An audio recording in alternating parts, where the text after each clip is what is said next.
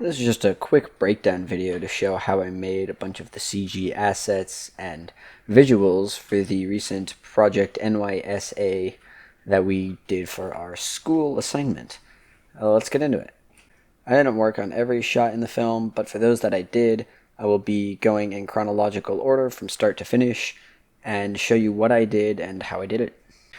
The first shot was made entirely in Blender using a custom font with the default text tool, and the shading was done in the shader editor using Blender's built-in node system.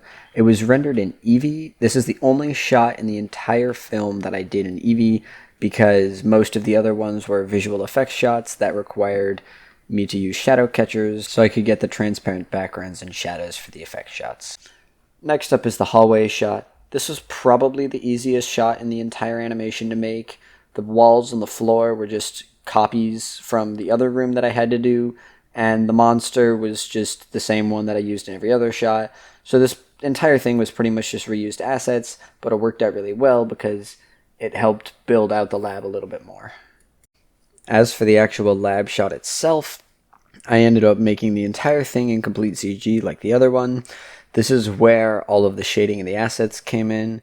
I had to make a hard surface model for the gun with good topology because I was planning on using it in a later shot that didn't end up happening, as well as modeling a bunch of other little things and throwing in some fun Easter eggs for people who have watched stuff from my main channel. I did make a second version of this room for after the monster had broken out. This was so that I could make some cool effects like the water on the ground and the shattered glass. The shattered glass was actually done with a rigid body simulation after a cell fracture, but the edges of it turned out smooth because the entire thing was subdivided, and I didn't have time to re-render before we published it. It was at this point that I had to switch up my strategies. Instead of making full CGI shots for the entire thing, I switched to doing visual effect shots on my house. The biggest problem that came with all the live action shots was the motion tracking. Because I was filming in the dark to keep the horror aspect going, I was severely limited with the quality of the camera footage I was able to shoot, and so a lot of the tracks that I ended up doing had to be redone over and over and over again to get the best result possible out of the images. In the end, I realized I was going to run out of time if I tried to manually track each shot, so I ended up giving in and buying an add-on that helped Blender track the shots for me automatically.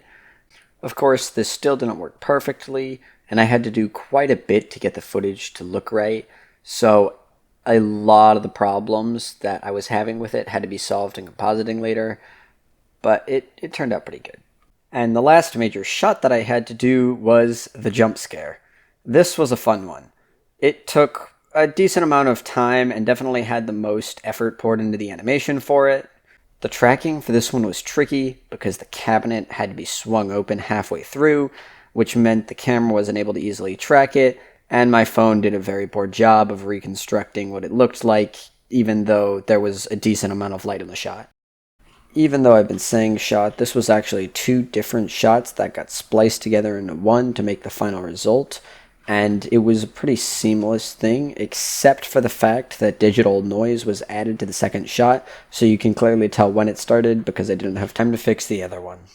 The creature came as a result of me trying to sculpt a human, and then turning it into something else because I didn't have time to sculpt a full creature, which was actually very unfortunate, though it worked out in the end, and the jump scare was, to some, pretty horrifying. I went through all the effort of creating an armature and a rig just for the character, but then I never got to use it in the final animation because I ran out of time, though in spin-offs or sequels in the future, I will definitely be employing this more because it's got some very, very good potential. That is pretty much everything I did for this. It's a very concise video, of course, and there's a ton more I did behind the scenes, but this shows you at least a little bit of how I did it.